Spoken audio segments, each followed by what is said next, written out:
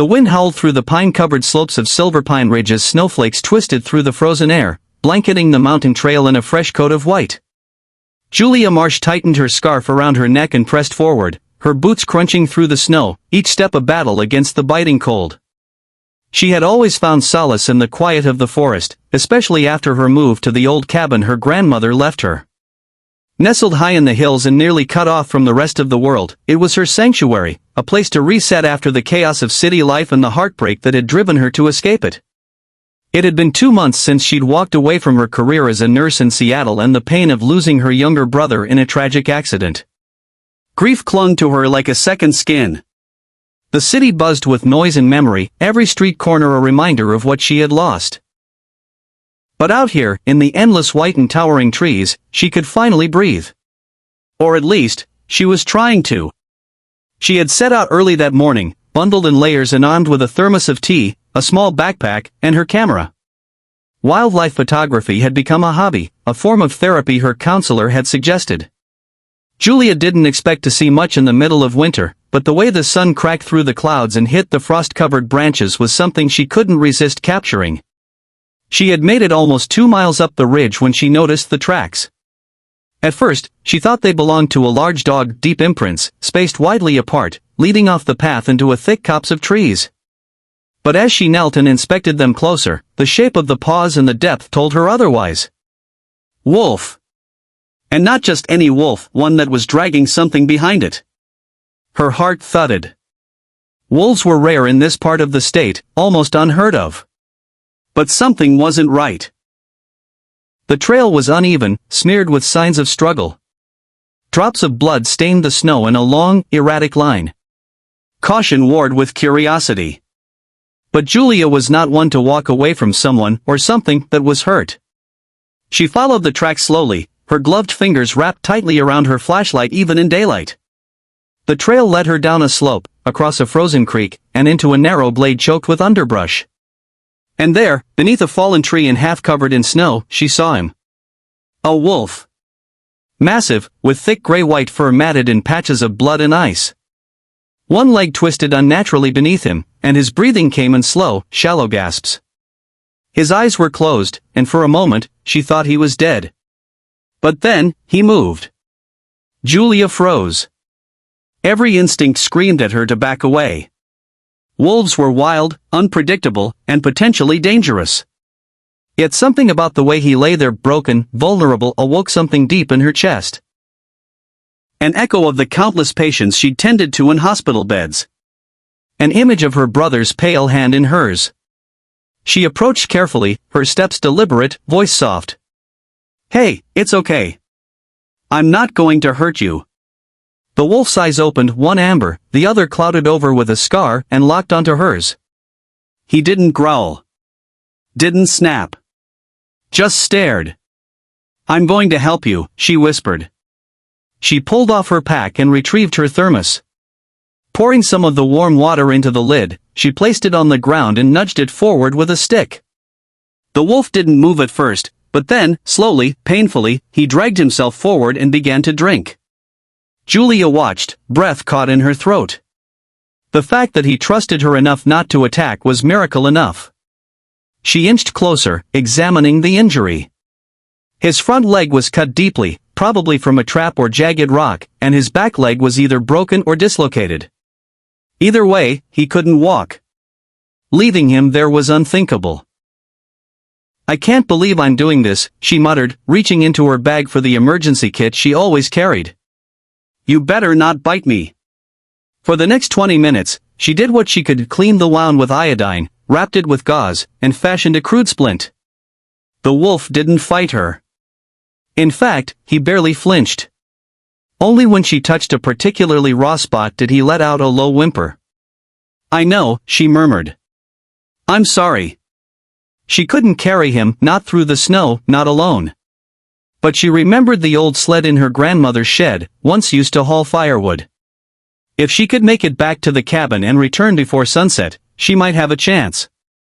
"I'll be back," she told him. "Don't give up, okay?" The hike back was grueling, and more than once she thought about turning around. But she pushed forward, heart hammering with every step. She reached the cabin just as the sun dipped behind the ridge, casting long shadows over the snow. The sled was where she remembered it, dusty but intact. She tied a blanket and some rope to it, filled a thermos with more warm water, grabbed some leftover chicken, and took off again. By the time she reached the glade, night had fallen. The wolf was still there, curled in the snow, eyes barely open. "I told you I'd come back." He didn't move as she knelt beside him, gently placing the food down. He sniffed it once, then devoured it slowly, weak but hungry. She waited until he was finished before gently coaxing him onto the sled. He was heavy, at least 120 pounds, but she managed, using the ropes to secure him gently in place. The journey back was slow. Her legs burned, arms shook, and more than once she slipped, falling into the snow. But she never let go of the sled. She never stopped. Not until the cabin finally came into view, smoke curling from the chimney she had lit earlier, a warm glow seeping through the windows like a beacon. She pulled the sled right up to the porch and slowly carried him inside, one half-limping shuffle at a time. Her living room quickly became a makeshift animal hospital. She laid him out beside the fireplace on a thick quilt, placing water nearby and setting a small heater in the corner. Then she sat, exhausted, watching him breathe. "You're safe now," she whispered, brushing his fur gently. "Just rest." The wolf's amber eye opened, and for a moment, she swore he understood. That night, Julia barely slept. Every time the wind blew, she thought of wild animals catching the scent of an injured wolf. Every creak of the cabin floorboards had her reaching for the fireplace poker. But nothing came. Only silence and the rhythmic rise and fall of the wolf's chest. When morning came, pale sunlight trickling through frosted windows, she woke to find him gone from the quilt. Panic surged through her as she bolted upright, scanning the room. Then she heard it.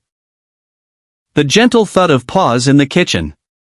She stood slowly, heart racing. And what she saw stole the breath from her lungs. The wolf was standing on 3 legs, his injured one still bound in her makeshift splint. But that wasn't what shocked her. He was different.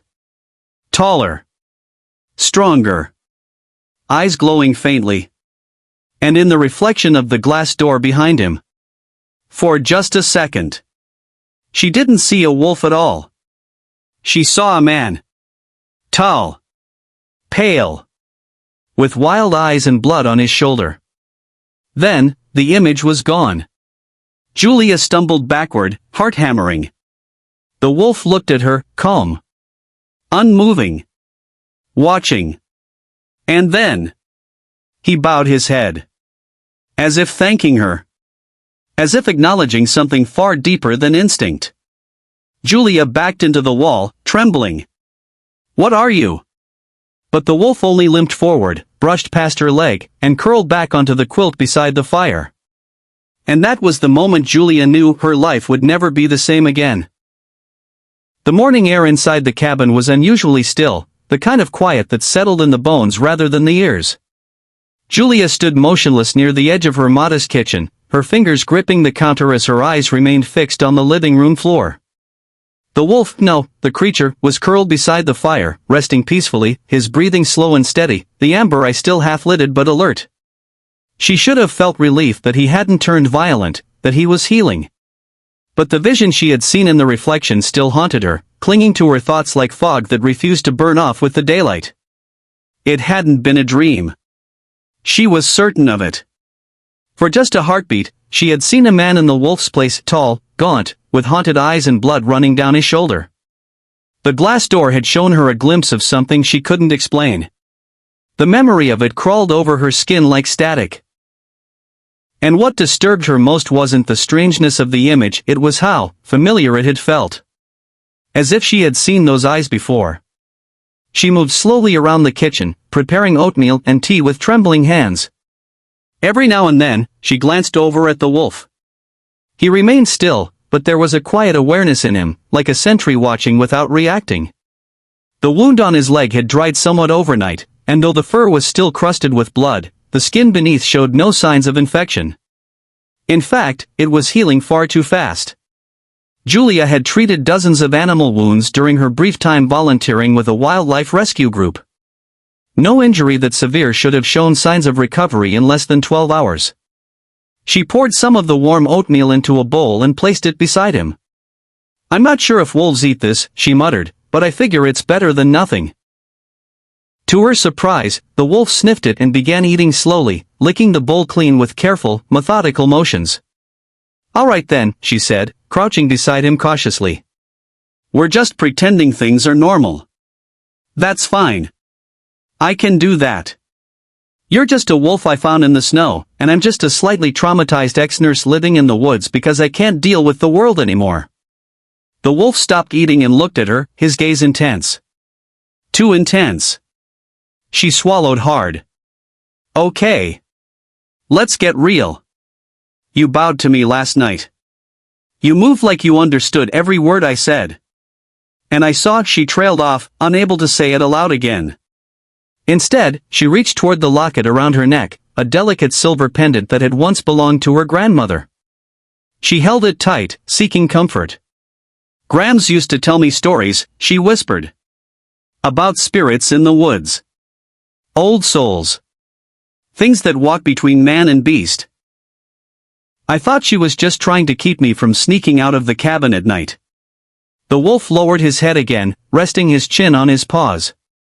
Julia stayed there beside him for a long time. She didn't know what she was waiting for, maybe some sign, some spoken word or another glimpse of a man in the shadows. But none came. Only silence. Only questions. That afternoon, she decided to hike down to the old ranger station. It was abandoned most of the year, but sometimes stocked with maps, radio equipment, or emergency supplies. She needed something, anything, that might explain what was happening. The storm had let up, but fresh snow made the trek slow. She left a full bowl of water and some leftover chicken beside the wolf and whispered, "Please don't vanish," before locking the door behind her. The hike took nearly an hour. Her legs ached from pulling the sled the day before, and the cold had stiffened her joints, but she pressed on. The ranger station sat in a low valley at the edge of the forest, half buried in snow. She shoved the door open with her shoulder and stepped inside. It smelled of dust and cedar, the air heavy with age. She found a small oil lamp and lit it, illuminating the cracked wood walls and a shelf of old field journals. Most were about weather patterns, bear sightings, or warnings about landslides. But tucked in the back, she found a thin, leather-bound book labeled Folk Records, Silverpine Region. Heart racing, she flipped it open. Inside were handwritten notes, maps with strange markings, and sketches of creatures that didn't belong in biology textbooks. One page caught her eye, an ink drawing of a wolf with glowing eyes standing beside a figure cloaked in shadow. Beneath it, a caption read, "The Lyrian forest-bound spirits who take the form of beasts by day and man by moonlight. Protectors, seekers, and lost souls. Rare. Feared. Revered." Julia's breath caught. She read on. "Legends speak of those wounded in war or grief who walk the forest in search of peace. Some say the Lyrian are punished spirits. Others believe they are guardians sent to aid the worthy.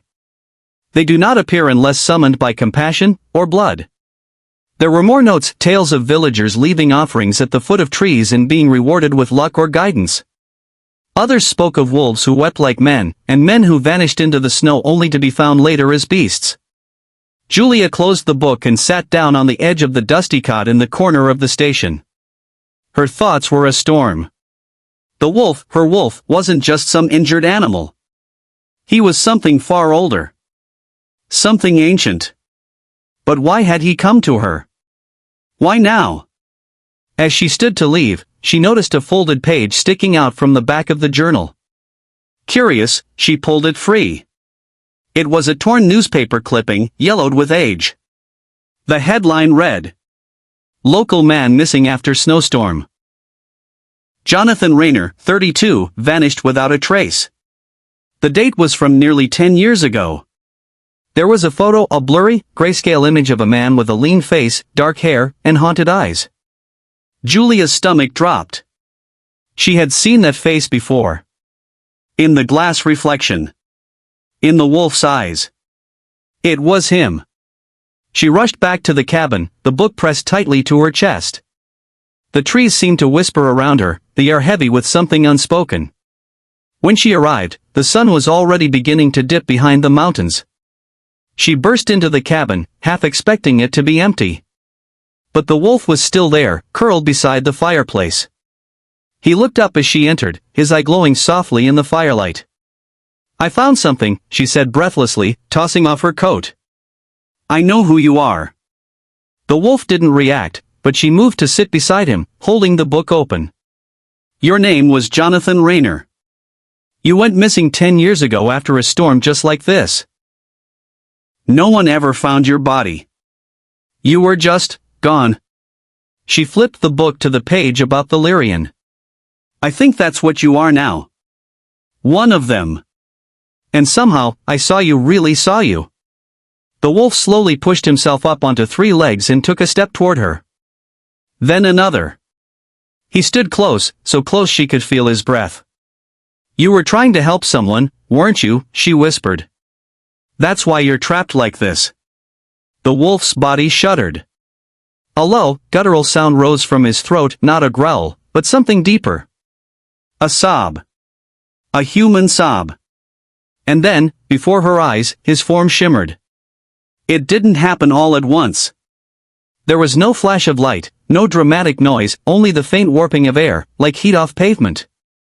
His fur began to recede, his limbs shifting. Bones cracked softly, reshaping, realigning. His face lengthened, then contracted. Fur gave way to skin. And suddenly, she wasn't looking at a wolf anymore. She was staring at a man. Naked, gaunt, bruised. But human. He collapsed to his knees, panting, a sheen of sweat glistening on his skin. Julia scrambled to her feet, grabbing a blanket and wrapping it around his trembling shoulders. He looked up at her with the same amber eyes, filled with pain and something deeper, gratitude. "I didn't mean for you to see me like this," he rasped, his voice like broken glass. Julia could barely breathe. "Jonathan?" He nodded. She dropped to her knees beside him. "What happened to you?" He swallowed hard. "I tried to save someone. A child. Caught in the snow. I found her too late. I begged, pleaded, for a second chance. And something answered. The Lyrian." He nodded again, weak. "They offered me a choice. To protect the woods, or to fade away." Julia touched his shoulder gently. "Why did you come to me?" His eyes found hers. "Because. I remembered your face." She blinked, confused. "You were at the hospital once. Visiting someone. I saw you, just for a moment. But I never forgot the way you looked at them. Like they were the whole world. I thought if I ever needed help, I'd want someone like that." Tears welled in her eyes. "You remembered me?" "Yes," he whispered. "And you saved me." He collapsed into her arms, exhausted. And Julia knew, without a doubt, that her life had become intertwined with something ancient, tragic, and unbelievably real. And whatever came next, it would change everything. The wind howled through the pines like a chorus of mourning voices, whipping snow into flurries outside the cabin walls. Inside, the fire cracked in steady rhythm, casting long shadows across the floor, where Julia sat beside the man she had once known only as a wounded wolf. Jonathan Rayner was asleep now, his breathing deep, his body wrapped in the thickest blankets she had, a mug of herbal tea still warm on the table beside them. His transformation had taken nearly everything out of him. Julia could still feel the tremors that passed through his limbs as he collapsed into her arms the night before. The man he used to be was buried deep beneath a decade of wildness, solitude, and silence. But he was human again. And that changed everything. As dawn broke over the mountains, Julia stood by the window, staring out at the frozen forest. Her heart beat heavily in her chest, not from fear anymore, but from something heavier and understanding that whatever had happened wasn't over. She glanced at the leather-bound journal from the ranger station, still sitting open on the kitchen table. The page about the Lyrian stared up at her, inked lines depicting the half-wolf, half-human guardians of the forest. She couldn't stop thinking about one line in particular. They do not appear unless summoned by compassion or blood. She turned as Jonathan stirred behind her. His voice, rough and hoarse, broke the silence. How long was I out? Almost 12 hours, Julia replied softly. You needed it. He sat up slowly, blinking against the dim morning light. His skin was still pale, but color was returning to his cheeks. I dreamed, he said. But it didn't feel like a dream. Julia pulled a chair closer. What did you see? A girl. In the snow. She was crying. Calling out for someone, but the wind swallowed her voice. I tried to reach her, but the trees kept shifting. Moving like they didn't want me to find her. He shivered, pulling the blanket tighter. She's the reason you became what you are, isn't she? Julia asked gently. The child you tried to save 10 years ago. Jonathan nodded slowly. Her name was Mia. I was hiking near Crest Ridge when I heard her scream. She'd fallen through a frozen stream. I pulled her out, wrapped her in my coat, but it was too late. She was barely breathing. He closed his eyes, the pain etched deeply in his expression. I carried her for miles. Begged for help. Called out to the trees. That's when I saw them. The Lyrian, Julia whispered. I don't know if they were ghosts or spirits or something older than either, Jonathan said. They didn't speak, not with words. But I knew what they wanted. They offered me a choice, fade into death, or stay behind and protect others like her. I said yes before I even understood what it meant. Julia leaned forward, voice thick with emotion. And you've been trapped ever since? Not trapped, he said. Bound. I could move freely, but only as a wolf. Only when danger called me. I've saved others. Hikers, campers, lost children. But every time I helped, I lost more of myself. Until I barely remembered what it was to be human. He looked at her then, eyes searching hers. Until you gave me water. Looked me in the eye. And didn't run. Julia exhaled shakily. But why now? Why were you able to change back? Jonathan hesitated. Because something's happening. Something darker than before. The forest is sick. Twisted. There's something new out there. Julia felt a chill creep up her spine. What do you mean? He stood with effort, pulling on an old flannel shirt she had left folded near the hearth. Last month, I felt it. A presence in the woods. Not like the Lyrian. This one brought silence, not peace. I tried to follow it, to stop it. But it's spreading. It corrupts everything it touches. Animals are disappearing. Birds fall from the sky. The snow doesn't melt where it walks. Julia felt the weight of his words. She remembered the sudden stillness in the forest that day she found him. The unnatural quiet. The wound in his leg, deep, jagged, and festering like nothing she'd seen before. That's what injured you, she whispered. Jonathan nodded. I don't know what it is. But it's searching for something. Maybe me. Maybe the heart of the forest itself. And I can't stop it alone. Julia stood. Then I'll help you. He looked at her with astonishment. You don't even know what you're offering. I don't care. You came to me for a reason. And I've spent too many years hiding from the world. Maybe this is my chance to do something that matters again. Jonathan reached out and took her hand. It was the first time he'd touched her as a man. His fingers were calloused, but his grip was warm, steady. You're braver than you know, he said softly. They packed quickly.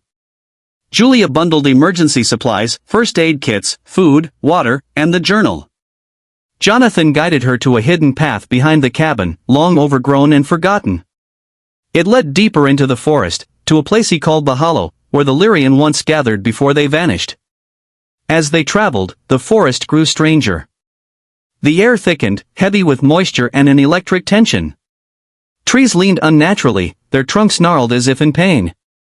The ground was littered with bones, deer, foxes, even birds, picked clean but untouched by scavengers. By nightfall, they reached a clearing where the snow refused to fall. The sky above was a swirling gray, and in the center stood a great stone altar, cracked down the middle. Black veins pulsed across it like roots. "This is it," Jonathan said grimly. "It was sacred once. But now it's been poisoned." Julia stepped closer. "What do we do?" Jonathan knelt before the altar and pressed his palm against the stone. He winced. "It remembers. But it doesn't trust me anymore." He turned to Julia. "There's an old rite. The Lyrian would pass their memories into chosen humans. Through touch. Through fire. It would bind their souls, temporarily. We can use that. Together, we might be able to cleanse this place." Julia hesitated, fear gripping her. "Will it hurt?" "Yes," he admitted. "But if we don't do this, the forest will die. And what's growing here will spread far beyond it." She swallowed hard. "Then do it." Jonathan took her hands in his, knelt with her before the altar, and began to chant softly in a language that felt both ancient and instinctual. The air shimmered. The snow melted in a circle around them. Then pain shot through Julia's chest, white-hot, searing. She cried out as memories not her own flooded into her, children crying in the woods, spirits walking under moonlight, the cold embrace of death, and the fire of rebirth. She saw Jonathan through time, his life as a man, his transformation, his agony and duty. And she saw something else. A figure in black. Cloaked in shadows. No eyes. No face. Only hunger. The source of the corruption. A being the Lyrian called the Hollow King. She gasped, tears streaming down her face. "He's coming. He knows we're here." Jonathan's eyes flared golden. "Then we finish this." The shadows around the altar deepened as a figure emerged from the tree, leaned tall, draped in shifting black mist, the air freezing in his wake. The Hollow King. Julia rose to her feet, standing between it and Jonathan. The air thickened until it hurt to breathe. But she held fast. "You don't belong here," she said aloud. "This forest doesn't want you." The creature hissed, the sound like wind through broken glass. Jonathan stepped beside her. "Now." They pressed their palms to the cracked altar, and light burst forth, pure, gold, and ancient. The clearing shook as the stone pulsed with energy. The Hollow King screamed and lunged, but the light consumed him, wrapping around his form like vines of fire. Julia felt his rage, his hate, and then, suddenly, his fear. And then, silence. The clearing went still. The sky cleared. The altar, once cracked, sealed with a soft hum. Life returned to the trees. Snow fell again, soft, clean, and real. Jonathan sank to his knees. "It's over." Julia dropped beside him, shaking. "What happens now?" He looked at her, tears in his eyes. "I don't know. But for the first time in years, I feel free." She helped him up, and together, they walked back through the forest. No longer bound by the past or hunted by shadows, but as two souls who had faced the darkness and come through the other side. The wolf was gone. The man remained. And the forest remembered.